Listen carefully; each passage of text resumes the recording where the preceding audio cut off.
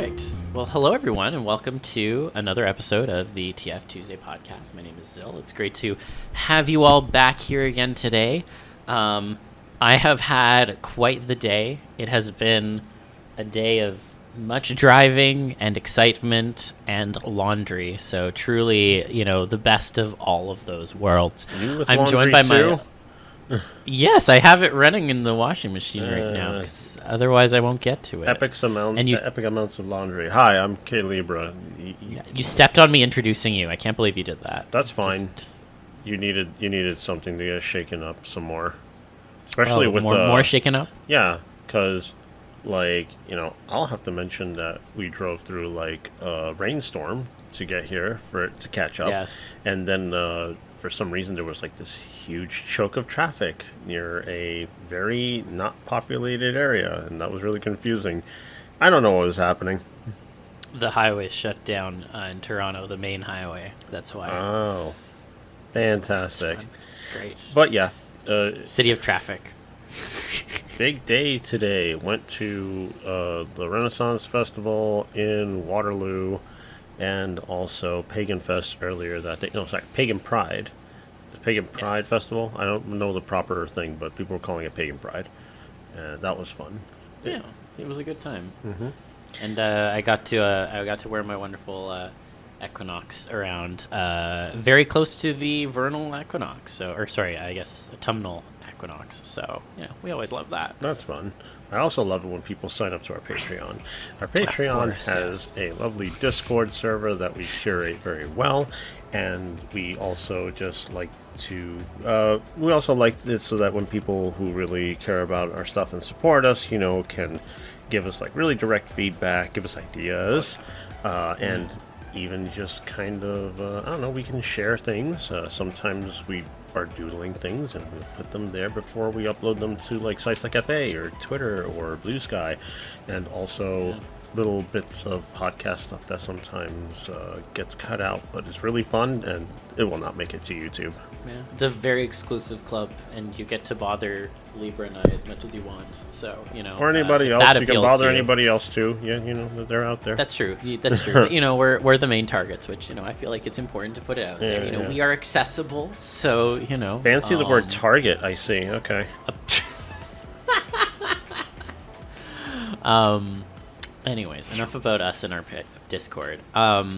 I am very excited because we have a very special guest joining us today.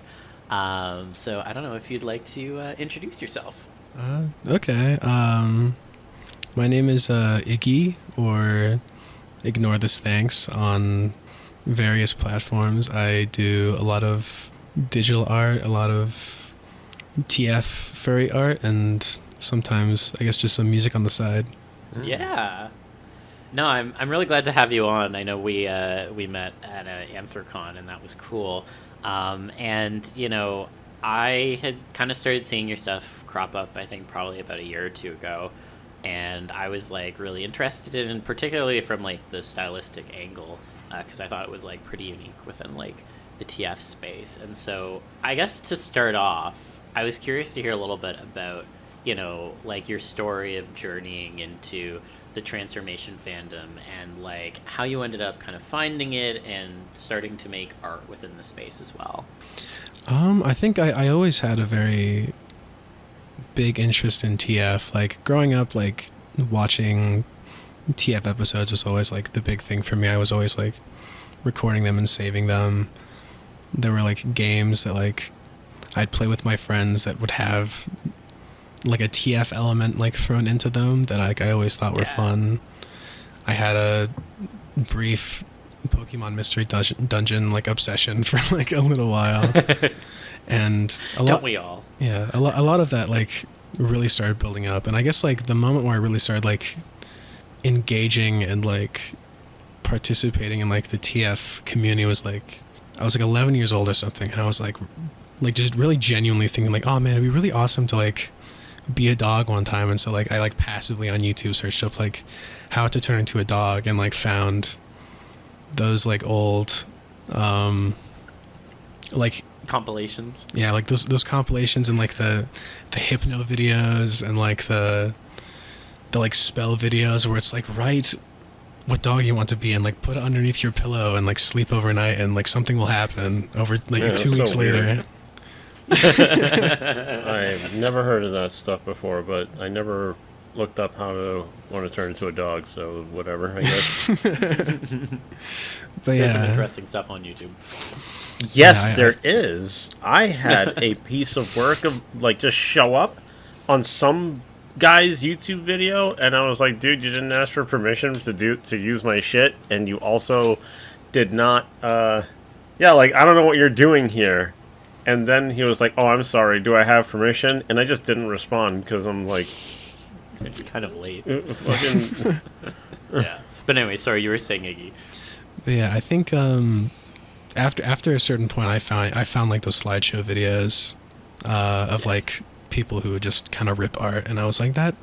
I'm like, these are cool, and then I found like DeviantArt and stuff after a while, and then like I stumbled upon just like more and more of like TF spaces. Like I found transfer.com and like Shadowlord Inc. and like all these like hosts of like different TF media, and then I found the transfer hashtag on like Twitter, and like I was still kind of nervous about like interacting for a good long time, so I was like, I'm just gonna like look at it and like not do anything with it. And then eventually, I think it was like during quarantine, where I was like, let me just make like an account on Fur Affinity and like post stuff, just to like have this be out and like away from me. And like I didn't really like, because I had already like had a separate like art account and stuff where I was kind of establishing my own thing, and so I was like, I don't want people to know that I'm into like this weird furry thing, and it's so weird. And so that's kind of where the name came from, and I kind of regret it now because like it doesn't really mean it's kind of like the main thing I do now. Yeah, no, it's funny you mentioned it because I was like curious to ask about it, because I remember the first time I saw the name on Fur Affinity and such, I was like, wait, am I not supposed to interact with this? I feel like I feel like there's a story behind this, but I think you basically answered it. So yeah, I've thought about changing it for a long time, just because like it's now saying the exact opposite of what I want from people. Yeah. But I guess that's what the name change to Iggy has done anyway, so it's fine. I mean, it's also one of those things where it's like, I mean, FA doesn't really let you change the names, and it's like, then you'd have to like move your gallery and such, and it's like a whole thing. But also, like, there is something I've always found like kind of funny about like, we like make names for accounts and we'd never really fully understand like the importance until much later kind of thing. And I mean, I definitely have had my share of like accounts on websites where I'm like, I wish I hadn't picked that name, but all right. But, you know.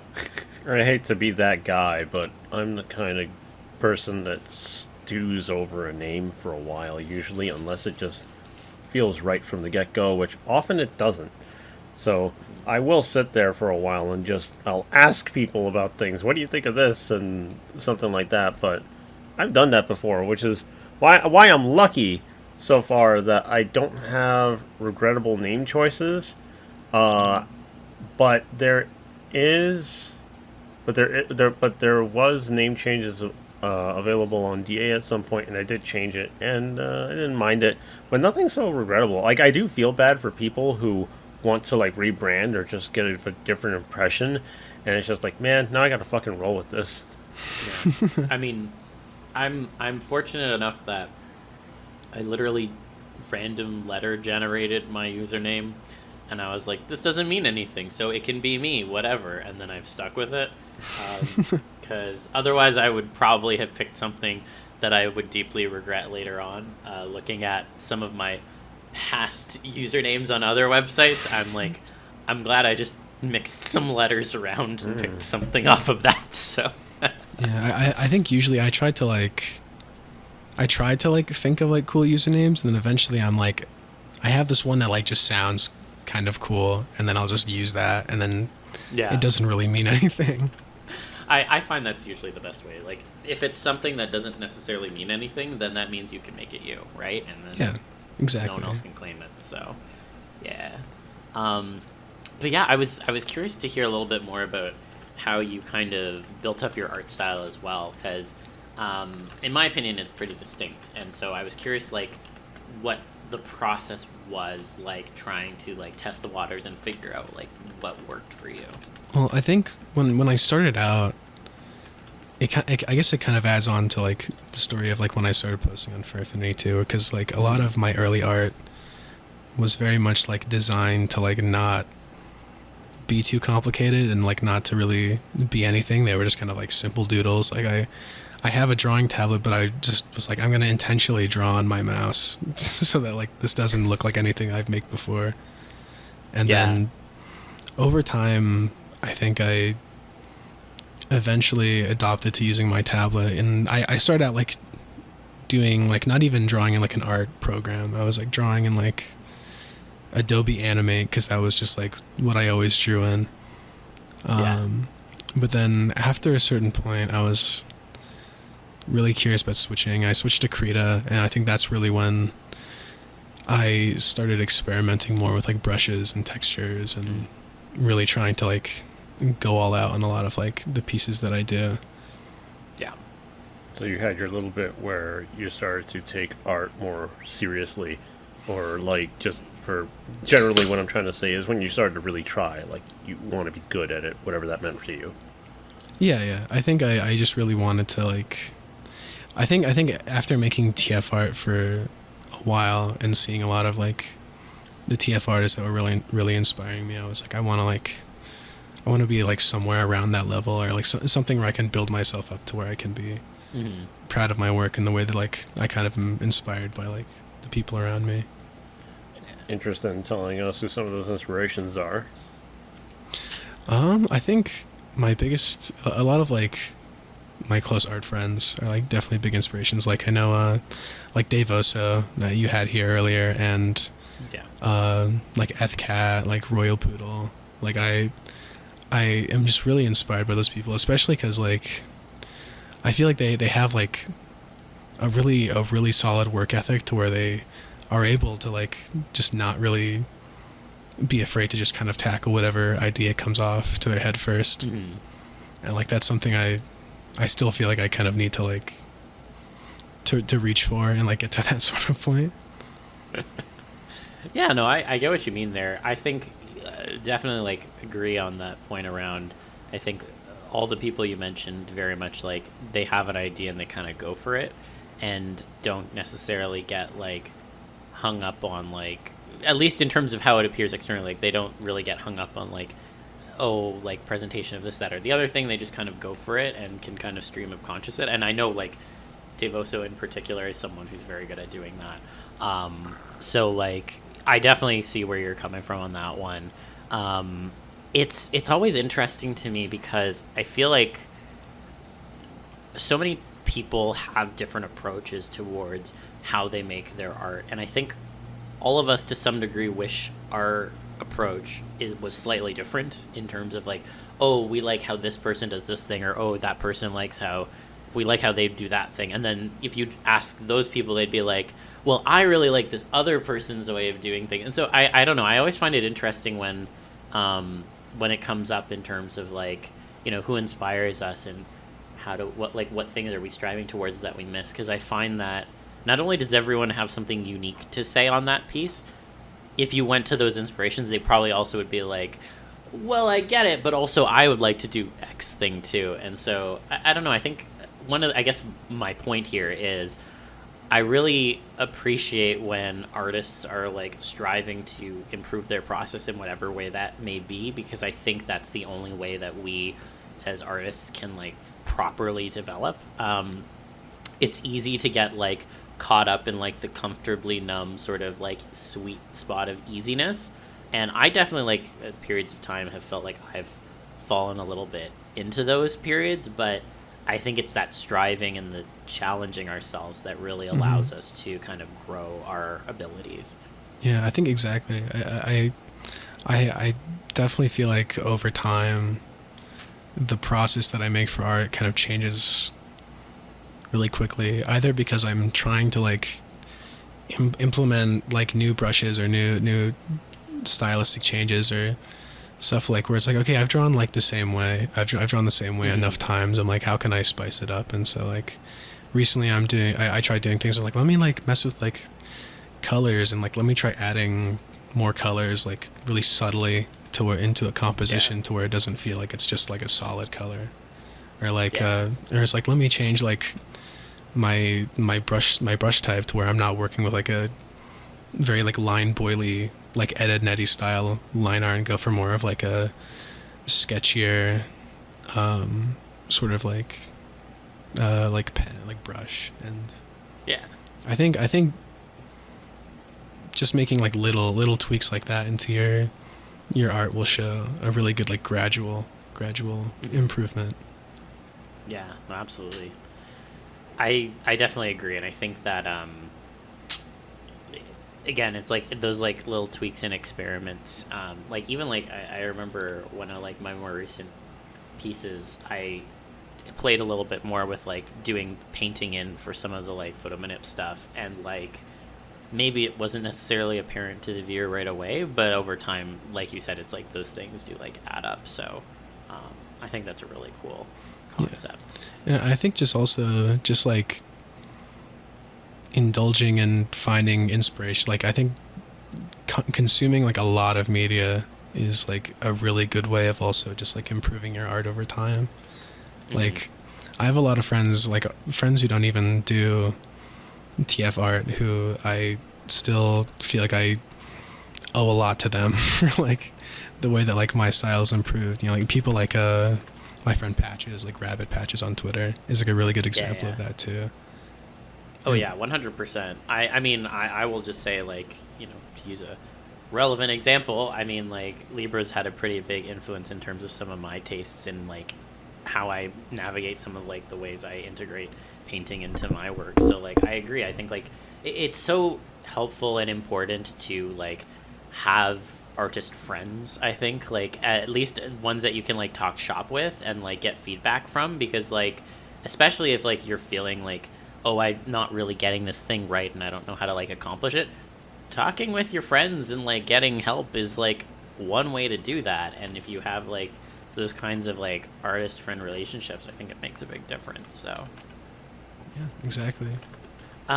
So then I'm curious, if you had to like quantify it, what would you say differentiates your work from your TF peers? Like what makes your stuff uniquely you?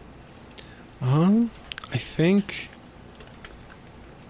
a lot of it comes from, I think, the process of making it progressively more and more difficult for myself, I guess, where I'm really trying to like layer and make things more complex sometimes, so that a piece looks more like finished and like polished. But I think at the same time I also want to reach a point where I can have a sort of consistency, because sometimes I feel like when I make art it kind of just shows up in like short bursts, and so like I'll have like a few pieces maybe a month, and it's like I maybe one day I'll get to that point to where I can consistently put out work like a lot of the people I'm inspired by. I think that has a lot to do with the kind of aim that you're going for. I have to accept that when I make something and I don't make another thing for a long time, it's because I want it to be a very particular way. But I'm happy each time it gets made. So would you say that each time like you make something, you've been generally satisfied? Yeah, I definitely, I think that once I get to an end point, especially if I share it, it means that I'm usually pretty happy with it. There are a few like pieces that like along the process I'm just like, oh my god, this is terrible, I hate this, and then like I kind of keep building on it and reworking it and kind of reimagining it or how I want to handle it, and then I'll end up just with a product that I think looks a lot better than I initially saw in the end. Yeah, makes sense to me. It's just the nature of it, and again, if you want it just so, it just needs that time. But I don't know, just to keep regrets minimal, and I don't know where certain people's heads are at with that sometimes. Yeah. I think also just like practicing too, like just just doing something consistently. I think gradually the process won't be as much of a struggle. So it just means I just need to draw more. Yeah, I mean, hey, I definitely second that. I think that like more time creating always improves one's skills and like also gives us the opportunity to have new ideas. And conversely, also like sometimes we need breaks too. And I think like it's important always to like also remember that like we are doing these things for ourselves, and that means also like we may have expectations of ourselves, but if we need to take a break or we need to create, either way, we should respect ourselves in terms of like the like ideas or lack of, in whatever case. And I think like having that balance is something that every artist struggles with. But I don't know. I always think that's like something important to remember too. I don't know. Yeah, it is. Sorry, go ahead. No, that's it. Well, I did want to like turn to one particular topic, because as I've seen your stuff over the years and such, like I know you've done a number of different character TFs, especially in like the past little while, either of like people turning into canon characters or sometimes canon characters turning into something new. And so I was curious to better understand what you feel is the draw of character TF for you.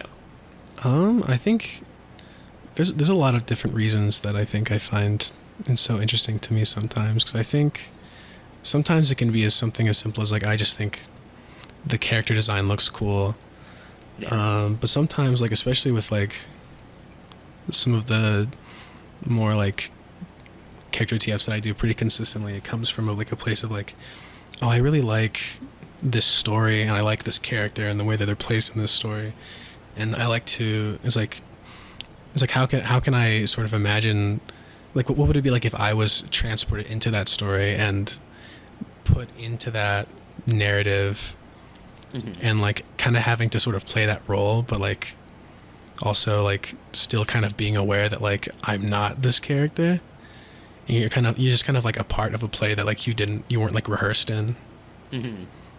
That's an interesting kind of spin on it, and I mean I definitely see the appeal there. It's almost like when you're saying like a play that you haven't rehearsed, it's like you were given kind of a role, but you're the only one who didn't get the script, and so you have to improv what you think the script is in a way. Would you say that's accurate? Yeah, exactly. And like especially with like a lot of the character TF stuff where like I really enjoy like playing with like character TFing into like already like TF'd characters in that sort of way, because like you're having that TF experience alongside this like double layer of like TF, and so like a lot of like TF episodes always kind of play into like that tease factor to begin with too, and so it's just like playing directly into like that aspect. Yeah. No, I think that makes sense. Would you say that like there is a specific sort of like character type or trope that you really gravitate to when you think about like character TF that you've like created a lot of? I guess the biggest one that I can think of is like I always love like the trope of like kind of like what I said earlier about like getting sucked into that world or like into like that episode thing, like in isekai. Yeah. No, I dig it. I think isekai stories in particular are always a lot of fun, especially like you said, like if you are still also aware that like you're this character, but you also still have like your past memories, so you're also still you, and you're just trying to like go off of what you think was supposed to happen for the character. I think that the thing that I really appreciate in terms of like how you phrase that is like that tension between I'm trying to do this role and what's expected of me, but also I'm fully aware that I'm not that, and so it's like, what if happens if I mess up, or like what if I'm not like perfect for the role or what have you, like what are the consequences going to be? I don't know, I feel like a lot of times when we talk about character TF, a lot of folks also like parent immediately like just getting the new personality, but like having an idea of what the personality is supposed to be, but like just kind of trying to like imitate it, I think is a really interesting angle. Yeah, and like I always like to think of it like through like the lines of like TV or like movies, because like if you don't like get out of like the episode in time, I like to imagine like, oh, you're just gonna be in the reruns forever, and you'll be like you'll have plenty of time to like try over and over. Yeah. Oh, I really like. I don't think I've heard that before. Actually, that's really cool. Like the idea of like, oh well, you didn't succeed, so you'll have to try again on the rerun. That's I like that a lot, actually. It makes me also think of like, you know, like if it was a video game, for example, and you know you didn't quite beat the boss, so you got your like game over screen, and then you have to like start again from the last save point. I think that's pretty fun. I'm thinking QuickTime events. If you have to play it, oh my god, if you have to play it to a T, then you have to press the thing on time and then mash the button and then do this button combination, and you have to rehearse it and you have to do it over and over again so you get it right. Oh god, I'm thinking of some absolutely brutal QTEs that I've had to do, and being like, oh god, what if you were stuck having to do that over and over again? And if it's like a video game too, you could imagine it being like, what if like you're not even in control, like somebody's just playing you, and it's like, what if they just like suck? Yeah. Oh, that would be a unique kind of torture, I think. It would be like, oh my god, why can't this person press the A button at the right time? Like, it's just reminding me of Reboot, because I went and saw this documentary presentation about it, and how the whole premise is the user does games, the games take like a chunk of their space and puts everybody in danger, and you know, they have to play the character and win, or else. Actually, it's kind of in line with the concept if you're going to swing it that way. yeah. But it is funny though, because it makes me think that if there's somebody playing and they're losing all the time because this character is winning, you think like almost every single game you buy is bullshit, or do you just suck? Oh man. Yeah, no, I think there's a lot of fun stuff that can be explored with that idea. The gears are turning in my head right now. I guess I'm curious then also to know, like, when it comes to like what you show in like an art piece for a character TF, is there like a specific element or thing that you really like to kind of highlight, or are there any that you feel are like really important to like properly land so that the character TF piece is like successful? I guess like whenever I do character TF pieces, one thing I like doing the most is like trying to incorporate an aspect from that episode or that show into the piece to like sort of tie like the both worlds of that together, or to like kind of add like whenever I do like a Starfire Tiger piece, I always like to like, I mean, like with the sticker I gave you, you know, I'm in the cage from one of the episode, and I always like to work around concepts that already kind of exist in that space and see like what can I do and like play with that in like a TF way.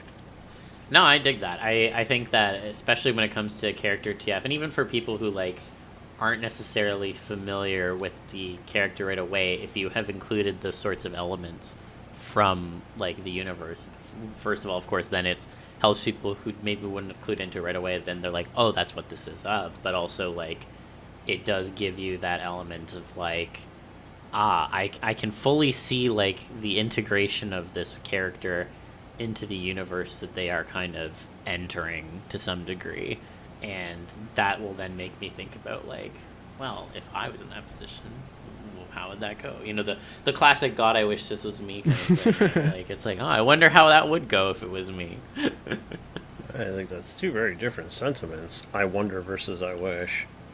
Do you overlap it a lot?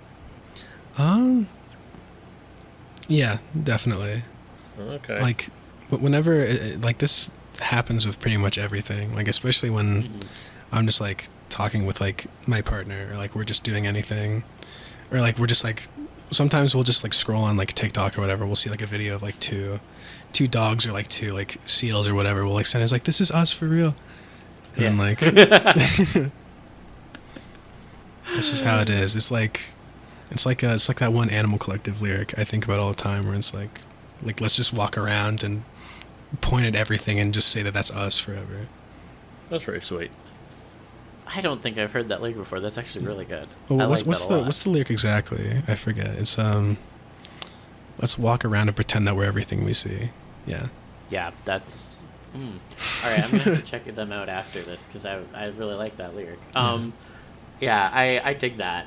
Would you say then that, like, when it comes to, like, some of the, like, personality stuff, I mean, I think oftentimes people think about, like, oh, where does, like, the original person's personality start and the new character's personality begin? And it kind of sounds like usually you approach it more of, like, it's fully the original person's personality, and then they kind of have an understanding of how maybe they're supposed to. But have there been any cases where you have done, like, a kind of a blend? And if so, like, is it, like, an all or nothing thing, or do you, like, go for something in between?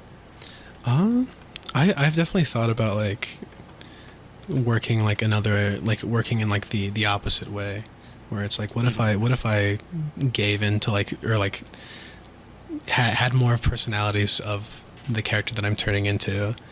Yeah. And then in my head I'm thinking, like, well, then it would be kind of interesting to, like, but both, like, in the sense of, like, being in the world and, like, already just kind of, like, existing in the world, or, like, just being, like, normally just, like, here.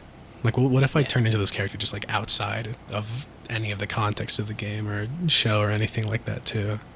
No, I dig that. I think there's I find that when, like, people have to kind of think about that sort of blending and, like, how it would add or, like, detract from them, depending on the kind of character TF, I think everyone, like, has, like, their own kind of unique enjoyment in that. And I know, like, sometimes it's like, oh, you know, I just want to completely be the character and lose myself in them, et cetera, et cetera.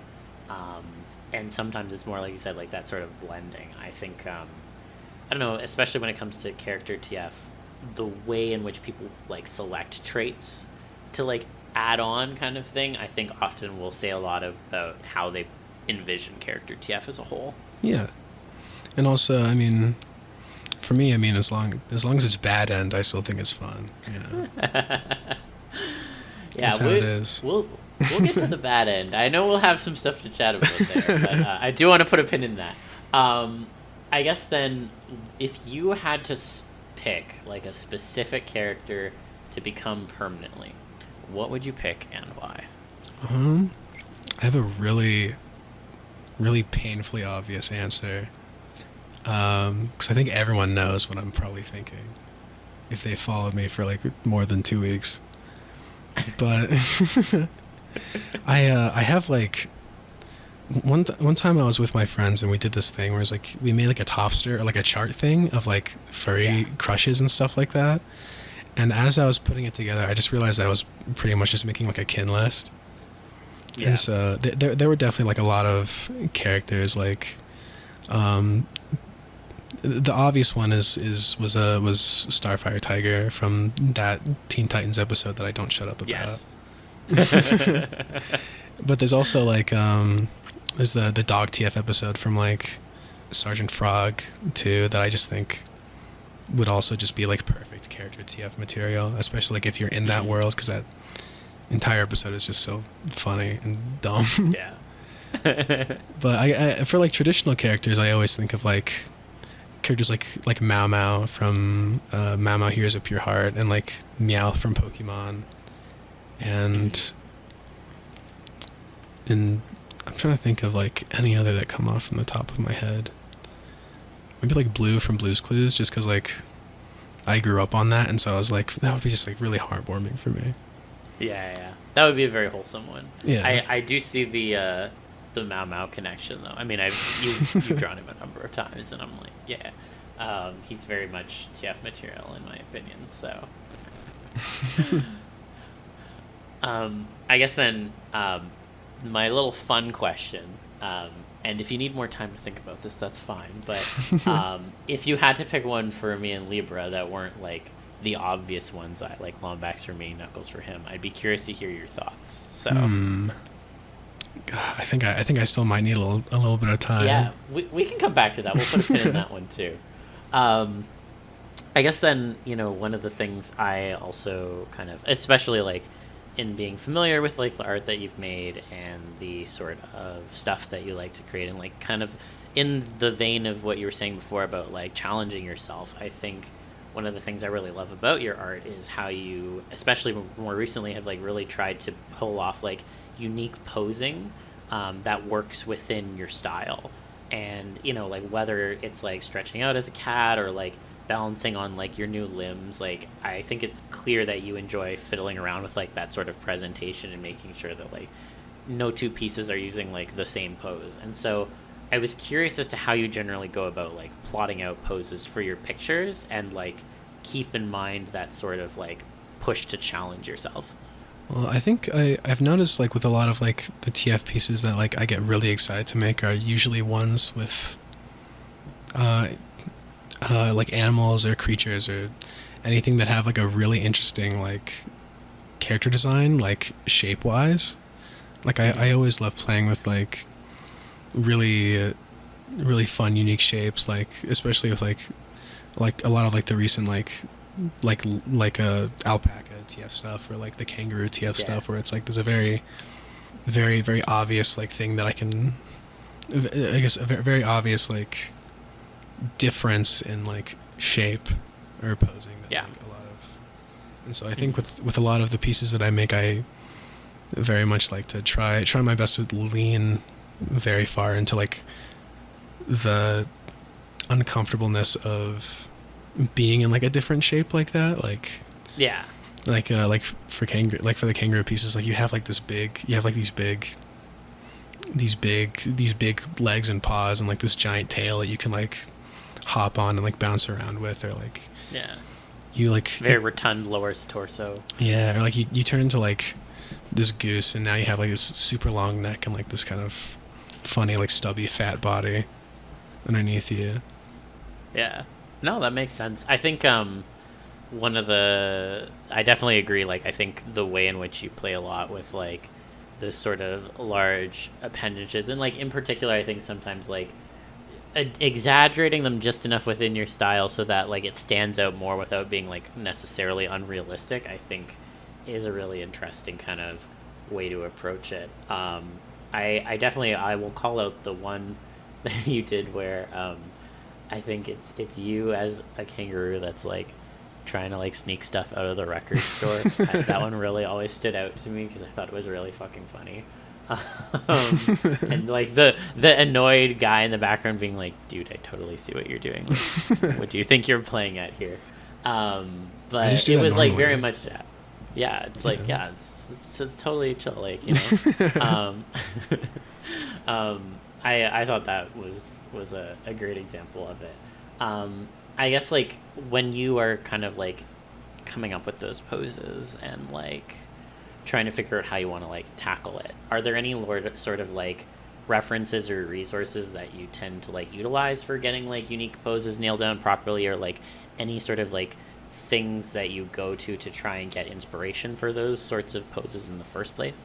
I think sometimes it can be just like sometimes I look just to like other TF art or like other furry art for potential inspiration, that sort of thing, because everyone has their own fun and dynamic ways of like showing off characters in that sort of way. I'm definitely inspired by like the likes. I mean, I get again like people like Ethcat, but also people like my partner Callie or Salt Lick on Twitter.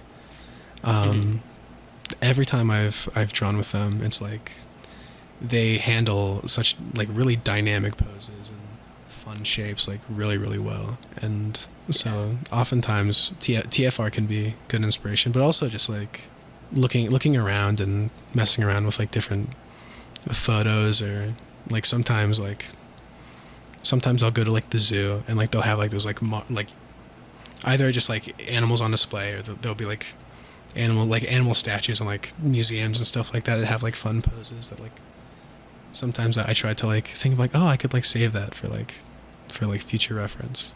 I dig that. Yeah, there's so many cool like inspirations you can just see in like everyday life. So I very much like second that in particular. Like, and I think like especially if you're going around with like someone who's like vibes on that wavelength, there's definitely been times where like for example, like me and Libra, or like if we're out with like Katana, we'll be going around and we'll be like, oh, that's totally like a TF person. Like that's so TF coded. Like, please.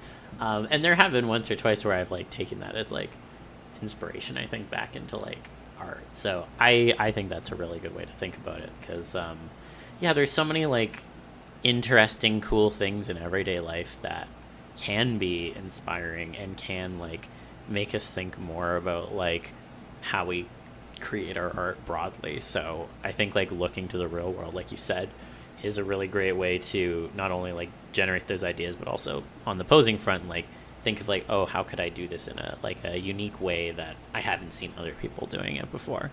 Mm-hmm. There are lyrics that go, I draw on anything for inspiration, a fond memory, a piece of paper, walls, and a train station. That's the general premise there. I'm working with it. I mean, you stay open to things. That's one of the things that kind of is antithetical to the idea of what a good artist is like. It seems like an artist dedicates so much time to drawing and drawing and drawing and drawing, but very healthy and healthy-minded artists will go out there and they will look at things and they will see things and they'll go around rather than staying in place and doing it. And that's something to keep in mind. If you're trying to build up your skill, you're also trying to build up a visual library in your head, but you're also just, you're doing your health well by not sticking yourself in one place in the name of dedication. Yeah, I think I think creating it like a digital library, like you mentioned, is like really important, and like always like finding time to study things that like you haven't really worked with before, and kind of build up your understanding of characters or structures of certain like animals or creatures or sort of stuff like that when you're hopping into a project like is like really important.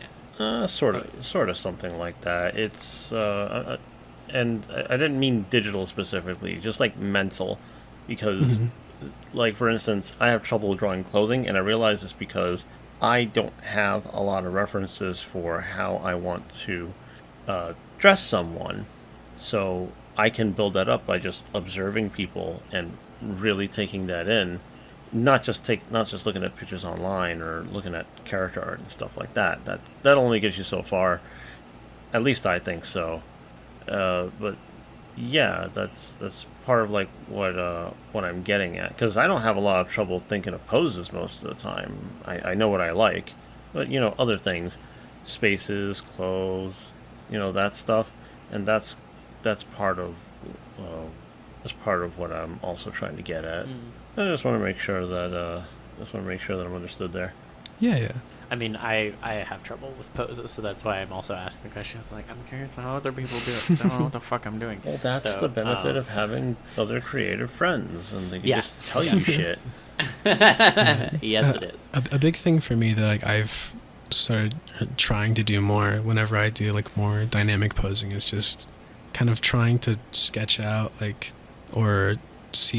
try and sketch out or get like the basis down of the character in just sort of like a three-dimensional like perspective way, so that you have an understanding of just how the entire character looks. So like if something looks kind of awkward in an area that even you wouldn't even initially see, like tiny tweaks like that can make a really big difference sometimes. Oh yeah, 100%. Yep. Again, another good reason to ask your artist friends. Sometimes just friends in general. There is room for people who don't fancy themselves as artists or even creative types to actually give meaningful feedback. As long as you ask them the right questions. Does this look all right to you? No. Can you tell me why? And if they can give you some kind of clue, then you have something. Oh, yeah, 100%. Yeah. I've definitely bugged Libra about that before.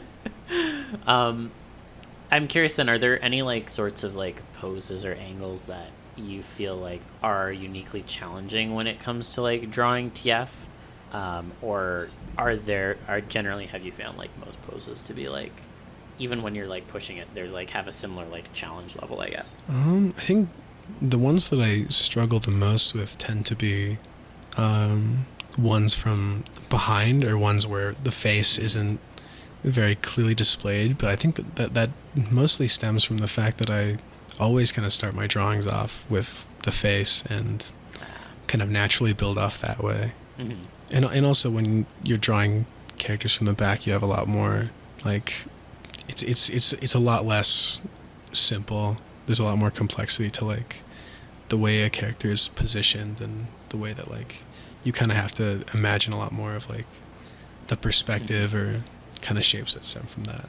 Yeah, I definitely feel like, especially when it comes to like foreshortening with like stuff, it's like more difficult to also do when you're coming from like the back angle, because like I think like it's easy for us to like, you know, if we're using ourselves as like the reference, for example, like if I look at my arm like stretched out, like I can be like, oh, okay, so this is maybe how I would foreshorten it, whatever. But then like to do it from behind, it's like, well, then I guess I need a mirror, and like how am I supposed to like use myself as a reference for this kind of thing?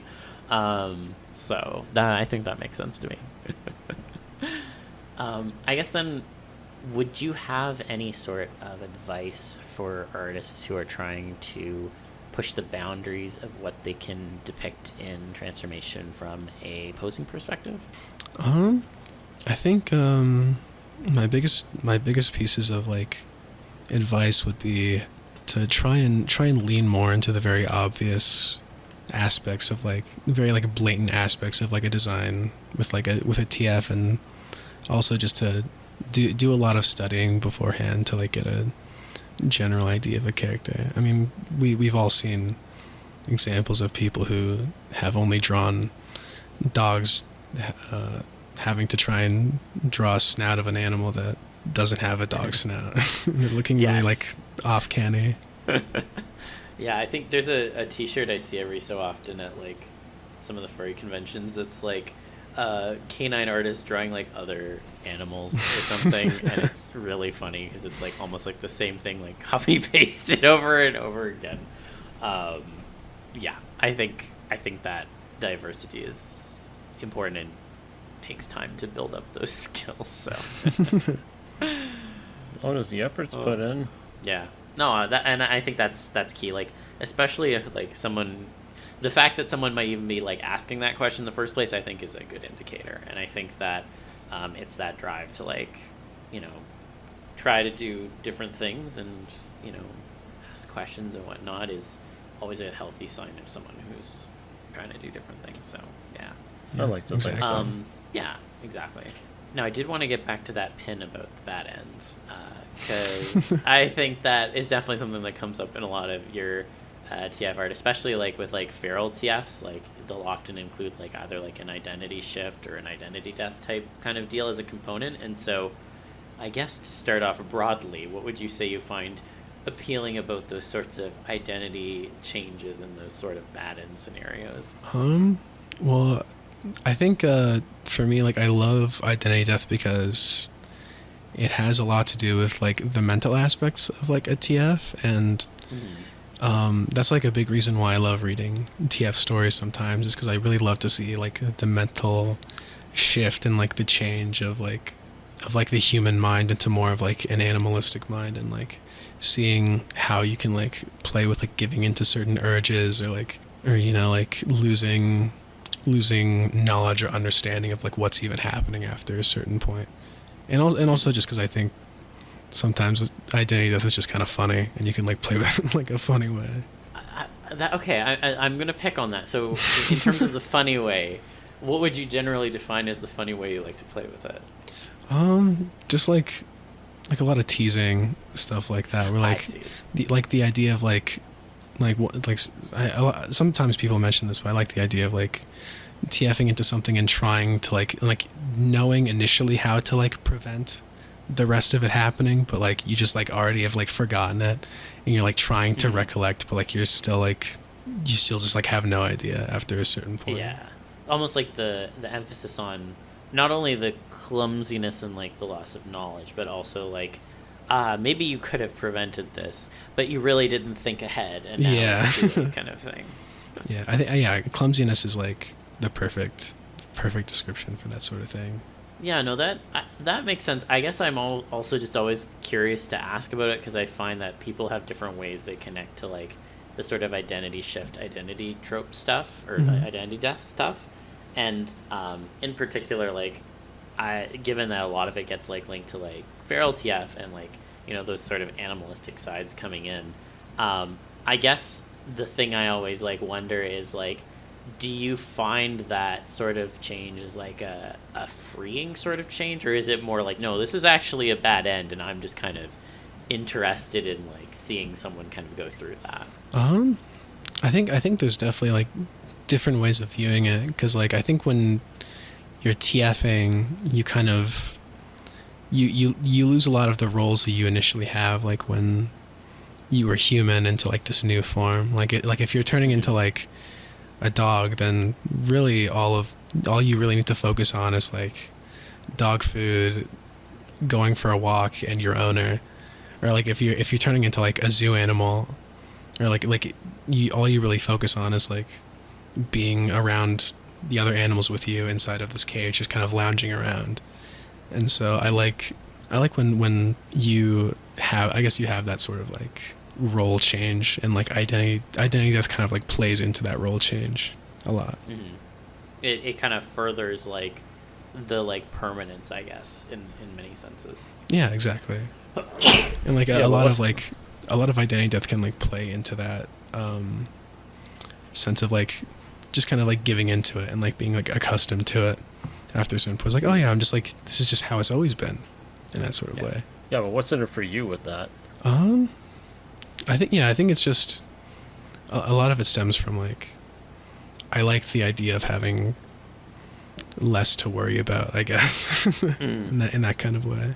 Yeah, I think, especially like when I've chatted about, because this has obviously come up a few times on the podcast, but I often think there's like 3 different camps of people, and I'm curious to hear what you think of this. But like, I think there's definitely folks who are like, this would be a simpler kind of like life, and therefore I wouldn't have to worry about things. I don't have to think about like the human thoughts, whatever.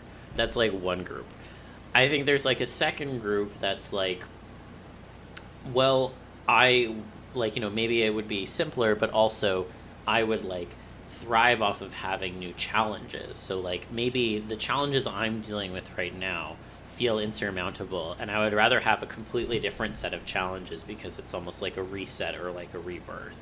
And then I think there's like a third category of people where it's like kind of just like, and I mean this in as kind a way as possible, but it's like a fascination with like, well, then I can die, basically, kind of thing. I think there's like 3 different like categories, and obviously it sounds like you're kind of more in like the first one, but I'm curious if you have any thoughts on like that classification, or if you think there's like any other groups, or like if you fit like slightly differently or anything like that. Yeah, I definitely see all three options as very, very real, and like very something that I can definitely get behind. Like and like having new responsibilities too is like really interesting. Like I think initially when I think of identity death, I think of it in more of like a funny like pet way, but like I definitely like the role of like, well, what if you turn into like an animal in the wild, and like you have new roles and new instincts and aspects about you that you have to like keep you alive. And I think that's equally as interesting. Like I love that's why I love like deer TF so much, is because I love like TFing in like this very open, kind of scary, mysterious area, and like your new job is just kind of just to sort of survive and exist gracefully in like this new area. In many ways, it also feels like, and again, clarify if you think this isn't a fair like kind of assertion. It sounds like also when you think about kind of like identity death, there's also an element of like, it's nice to forget I was human before, and now it's like I have to learn these new things. Even if like I have some instincts, of course, but like I also have to like learn how to kind of do them without even having the knowledge of maybe I would have been able to understand it better before, kind of thing. Yeah, I think that's definitely a big part of it for me, is the transition between always being human and always being this sort of animal. And it's like how that kind of gradually changes over time, or how fast that sort of thing can happen. No, I think that is interesting. I think the other thing I'll mention is I've noticed that like when you do tend to draw it, you kind of leave it a little bit ambiguous in the sense of like it's up to the viewer to decide if it was like a permanent change or not. And so I was curious, is that like impermanence or like vagueness something that you kind of enjoy, or is there like something else at play? I definitely love the vagueness aspect of it. I think I've talked with Callie about this a few times because Callie's not like super keen on identity death in the way that I am, but I do love the idea of like identity death being temporary, and it kind of you kind of go back and forth between that a lot. Like I remember this one TF story I read one time, and it involved like somebody turning into a dog, and they went out for a walk, and they had this leash that like once they yanked it, they would like be fully dog for like a specific amount of time, and then they would go like right back right after, and like the kind of shenanigans that can like happen from like going back and forth between being fully dog and only like part dog. You ever heard of Dollhouse? I don't think I have. Dollhouse has a premise of a world where somebody can rent their body to do something else, and you pretty much get subdued in your own body, and then you just come back after a certain amount of time whenever a task is done, whatever that task may be. Of course, in that world, there's some fucked up things going on, so it's not just, it's not clean and on the up and up. But yeah, it makes me think of Dollhouse with what you described, just being sort of able to turn off and then wake up and be like, oh, I just reaped the benefit of surrendering myself to this. Yeah, I think an aspect like that is definitely like something that I find interesting to like play with and see like how that can work in certain certain scenarios.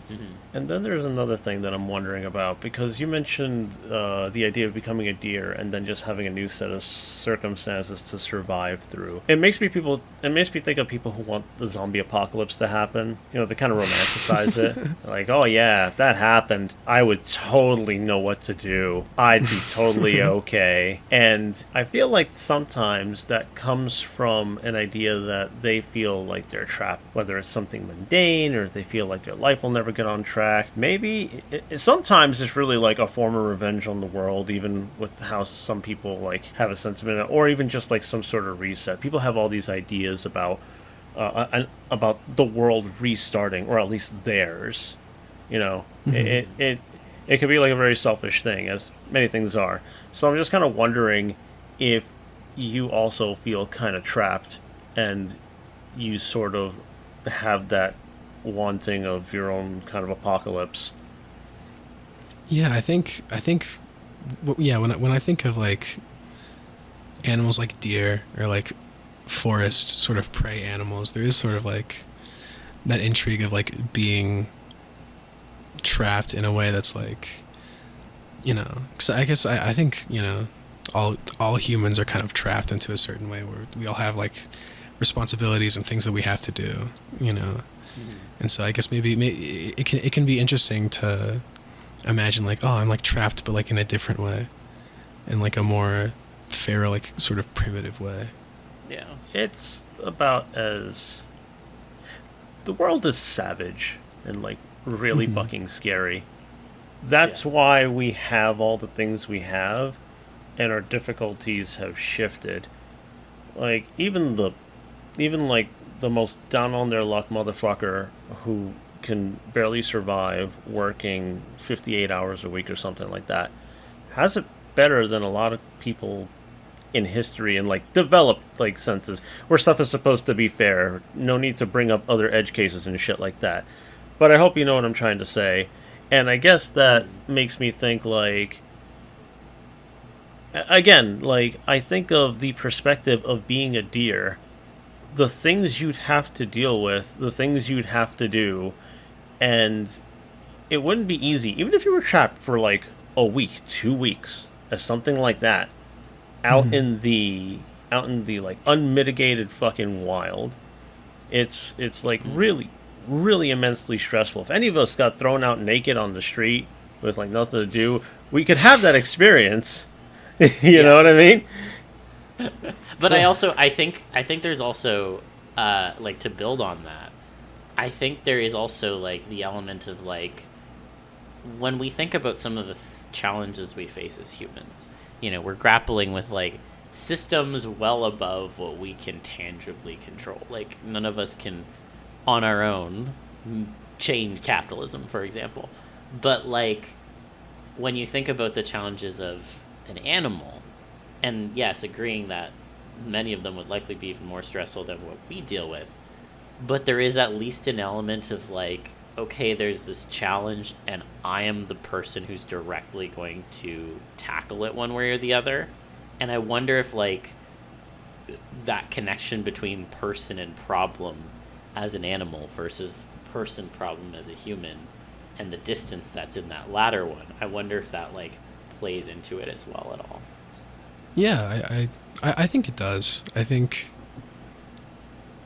like I don't think it would be easier to be a deer. Definitely, I definitely think it would be scary, but I guess it would be like it would be a different kind of scary. I guess maybe is maybe what I'm kind of getting at, and I think that maybe that's what I kind of find intriguing out of it, is like, you know, I only know what it's like to be human and the fear and challenges surrounding that, and it would be interesting to see how I could explore being a deer and having to go through like those different kinds of like circumstances and problems. Yeah, it sounds like you're looking for an ultimate thrill ride then. There's the ultimate hunt, and then there's the ultimate thrill ride, you know? Yeah, I would say so, yeah. Awesome. Well, we did have some audience questions that I wanted to get to, but I guess I'll circle back to that other pin. I know you had a chance maybe to think about that character TF question. I don't know if one has presented itself at all. Or God, I don't know. It's like I'm like blanking. I'm blanking really hard. I think it's like what's some pieces of like media that you would like use as potential no reference? No bias. No bias. No introducing biases. Okay, we'll go through the audience questions first. Maybe other things will reveal themselves. Okay. So the first question we have is from Madame Chakat. And so she says, or like kind of posits as a scenario, you can have a single transformation as part of an agreement to demonstrate some kind of experimental procedure or technology. But once the transformation is complete, you receive no more external support in any sense. What would you choose as your transformation? I was thinking about it, and I was thinking like if I went for something like a dog or a cat, I feel like I could very easily be put into like a laboratory and like experimented on, and like that. Mm-hmm. That could be dangerous. But I'm thinking if I turn into something more exotic, something more potentially dangerous, or even something more like endangered, that there would be a bit more incentive to like have more freedoms to just sort of be that sort of creature. Mm-hmm. So I think I'd imagine something like a zoo animal, or like a, you know, something that can sort of be enclosed, like maybe like a sea lion. Like I think that would be kind of fun. Yeah, honestly, I love that you went the angle of, if I'm something endangered, they can't mess with me, because that was also my thought. So when I read this, I was like, oh, easy, Iberian lynx, done, because they're endangered and they have a population problem, so they'll probably make sure nothing bad happens to me. And you know, I'm sure I'll have whatever other challenges, but like if I'm legislated by the government to not kill me, I think that's a pretty good start. So, you know, I that was my thought. Yeah, I don't know. How about you, Libra? Oh, that's a really hard choice. I'm like kind of burned down on these scenarios right now. What would you want to put up with that would avoid your untimely demise? I'm like, damn. That's something I think about sometimes already. This is no. Fuck me. I don't. Well, you're gonna love the next scenario question, but anyway, sorry. Continue. I really am not sure. Sometimes I think. Sometimes I pick like, what if I was just a fucking roach or something? because if I knew better, if I still knew better, I couldn't be found, and I could survive on like anything that nobody's looking at, and That's true. whatever. Yeah, I could survive. Like what, 10 days with my head cut off? That's a perk. Is that something roaches can do? Apparently. Damn. The roaches also breathe not through like any single orifice, but they breathe through like many parts of their body, which is why something like I think it's called Dionysus Earth. That stuff is an incredibly fine powder to us, but on a very small scale. It's like many, many shards of glass, and it gets inside those little orifices and inside the joints, and it shreds them up. Oh, jeez. So unlike poison, which they could resist, you can't resist being torn apart. Fucked up, isn't it? It'd be good to learn to avoid that too. Anyway, I hope you're happy with the answer.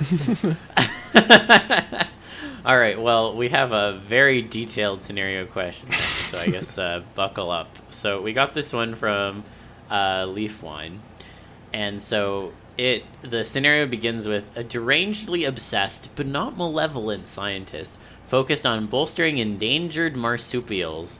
TFs each one of us into a distinct one. So I got thylacine, Libra, you got Tasmanian devil, and Iggy, you got quokka. And then we got like 3 specific like mission prompts. So Are we I would do have a to go TTRPG now? Is this like part 2? Yes, roll initiative. So I have to go on an image campaign for thylacines because they've been endangered for a long time. Libra, you would have to go on a vampire mission and eradicate Tasmanian devil facial tumor disease by biting every single Tasmanian devil. Leaf that One, you I'm can gonna get your fuck hands you on. up. What the hell is this shit, man? Come on. And Iggy must find a way to sabotage logging sites and or housing developments which have reduced their habitats. So, considering your above animal and prompt, how would you plan your 3-month mission, and would you complain after turning back once it's complete? I would find you. You gave me this mission. I'm finding you, and you're making this scientist easier. That's The what's gonna happen. scientist Okay, let me posit an answer, I guess. That was my answer. No, I understand. So Libra would attack the scientist. Threaten.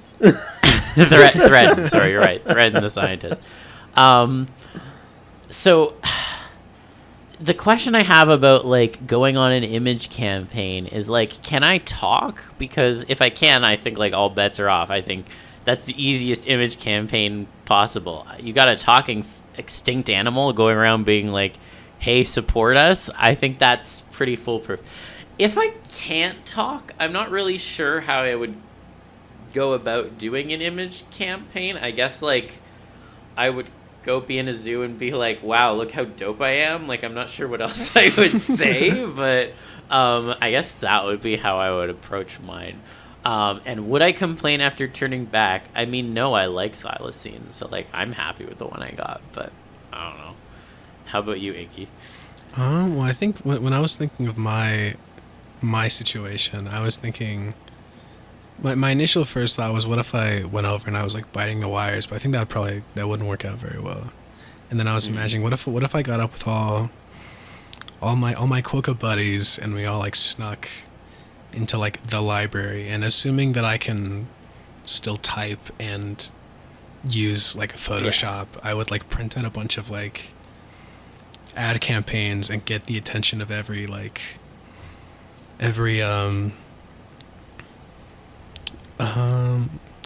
what's the right word? People who are like obsessed with like Instagrammers or like influencers or something?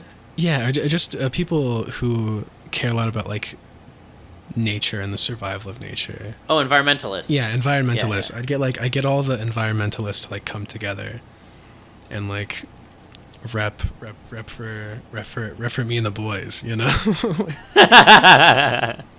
I dig it. Would you complain after you turned back? Maybe. I'm wondering if maybe the Quokkas would forget that I used to be one of them and they'd go after me. Oh, that would be sad. I hope they wouldn't, especially after you got the boys together, you know? Like... I'm like, I'm one of you. I'm one of you. They do look pretty cute in my opinion. Yeah. So they'd probably be chill. They're nice. Awesome. And then we had one last question from Chozo FS. And so they ask, what are your favorite non-TF related tropes that find their way into your art or writing over and over again? I think definitely, I guess music is like the biggest thing when it comes to like stuff that intertwines over, just because I'm very much a big music head, and so I need to channel it into something so that I can be more annoying. So, but like, but yeah, I guess music is fun in every way. Like me and a buddy of mine, we have like a shared playlist where we just like keep track of all like the TF related songs and whatever that we like keeping up with, like the Animal Collective song that I shared. Yeah. They have another one that's just straight up called like Turn Into Something. And I'm like, that's about me, dude. Yeah. This hole, it was made for me. But yeah. Oh, no, I dig it. It's perfect, especially since like Animal Collective is like my favorite band ever. So like I had to connect to that. Yeah. No, I dig it. How about you, Libra? I don't know about trope. I do like themes of like power and pleasure. It's a power of pleasure, intimacy. Those things roll over into my stuff a lot. It's always a very personal experience. I think that's the other thing. It's like when I make stuff, especially for myself, it's an invitation and a window, and that's kind of how I want it to be. And it's usually supposed to feel like you're lucky to be there. So Yeah, that's a solid point. I really don't know what to call it, but I guess that's the best way I can describe it. No, I think that's your answer, and it makes sense. I think this is less in like over time, but definitely more recently. I feel like everyone who's like been listening to this season is like tired of me talking about this, but unfortunately, you're stuck with me. So I would say the trope and theme that keeps making it into my stuff as of late is stuff related to the gym, because I'm on a gym kick and a jock TF kick. And even like I look back, like, because I just like pulled up my gallery because I was like, I don't know, let me think. And like even like some of the pieces before I was like on that kick, they are definitely like there's a focus on like muscle growth and such. And like obviously that is kind of like a TF unto itself, so maybe it doesn't count as like a non-TF trope, but like I think it counts because like people don't usually associate that, I think, with transformation when they probably should. And to me, it's a form of real world TF that is accessible. So when it comes to like the TF art that I make, it's like, well, that's like a given of what I would want to work into it. And like I think that comes up again and again, especially in the more recent stuff, but even like looking back at some of the older ones. So I'd say that probably, and like if I had to pick like something else because that's like too TF related or whatever, I think if anything, one of the themes that comes back a lot is like overall like connections to like video games and such. There's definitely a number of like TFs that I've gotten that like were related to like video games of some kind. I mean, I love Ratchet and Clank, this is like a given, but like other stuff too. You know, I think there's a lot of really interesting sort of concepts and designs in video games, and they lend themselves well to interesting transformations. And I think some of the more obscure sometimes you go, the better. So I, for one, would like to see more like obscure video game related transformations, and I will continue to try and be the change I want to see in the world. So yeah. Well, at first I was initially going to say that like my non-TF trope that was kind of also TF-y was like envisioning my perspective as like certain things around me. Like I just wrote like I'm in a creative writing class in college, and I just wrote like a poem about like fire hydrants and about like the perspective of like what a fire hydrant would feel like. And I imagined them as like grumpy old men I love it. I feel like they probably would be, especially given all the things they have to put up with, especially with dogs. So, I think that's a pretty good fit. Awesome. Well, I did want to ask if you have any questions for us, and if you also have thought over the character TF question. You really want this answer, don't you? Well, I mean, we loop back to it, so I'm curious. I don't know, Well, I think the audience questions helped me a bit, because now I'm imagining K-Libra turning into the Tasmanian devil. And then for Zill, I'll go with Bugs. I'll go with Bugs Bunny. Okay, yeah, I could see that. He likes to play with his gender. That's me. Okay, yeah, I fuck with that. That's real. That's so real. That's what I do with the Star Kitty thing. That's what I'm up with. Yeah, that's what I'm up with. Exactly. Awesome. Well, yeah. Then I'll ask. Are there any questions you have for us? I guess. I can't really think of any right now. That's okay. Hey, so we've definitely had some where people were like, "Nah, I'm good," and I'm like, "That's cool too." So. Awesome. Well, thank you so much for coming on. It was really great to have you on, Iggy. If people are looking for you online, where can they find you? You can find me on Twitter as ThanksIgnore. Also on Blue Sky, which I need to use more often, and also on for Affinity as Ignore This Thanks, and and there's links to my music on Twitter too, if anyone is ever interested. We'll put them in the show notes. Sweet. Awesome. Well, yeah, thank you so much for coming on, and thank you so much, everyone, for listening to this week's episode. I hope you enjoyed listening to it as much as we did recording it, and of course, as always, I hope that you check out some new music, challenge your mind, open your perspectives, keep an open mind as always, stay TFy, and we'll see you back here again next week. Always next week. Next week is always coming. Next week is always coming. Thanks, everyone.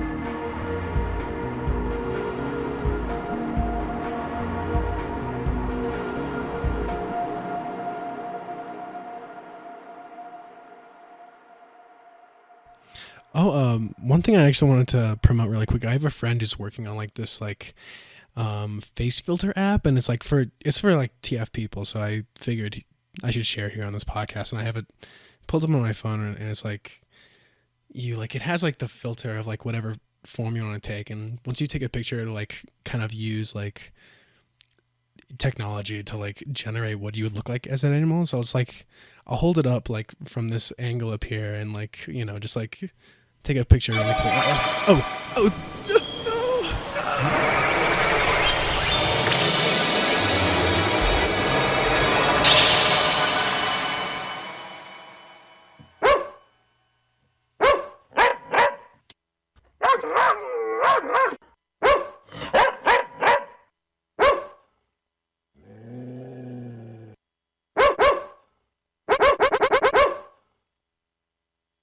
this bit sucked.